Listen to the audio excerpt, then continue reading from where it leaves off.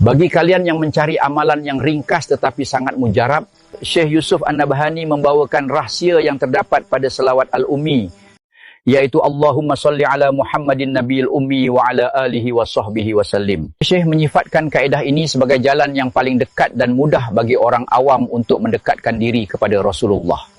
Walaupun lafaznya pendek dan mudah dihafal, rahsia yang terkandung di dalamnya sangat besar kerana ia menyebutkan sifat kenabian yang murni. Syekh menyatakan, lakukan amalan ini pada malam Jumaat dengan membaca selawat tersebut sebanyak 1000 kali.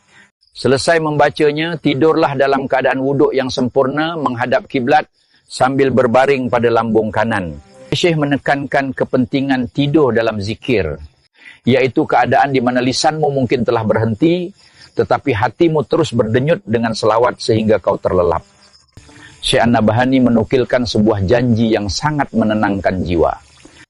Sesiapa yang istiqomah mengamalkan kaedah ini, dia tidak akan dimatikan, melainkan diperlihatkan kepadanya kedudukan surganya atau diperlihatkan wajah Rasulullah di saat sakaratul maut. Ini adalah bekalan cahaya yang sangat berharga bagi setiap jiwa yang sering merasa takut dan bimbang akan pengakhiran hidup mereka. Jadikanlah malam Jumaatmu sebagai malam rindu kepada baginda. Jika engkau memerlukan kaedah pembersihan jiwa yang sangat pantas, esok Abah kongsikan kaedah ketiga melalui selawat Fatih. Sebelum kita akhiri, tinggalkan selawat kamu di ruangan komen sebagai tanda menerima ilmu ini. Allahumma salli ala Sayyidina Muhammad wa ala ali Sayyidina Muhammad.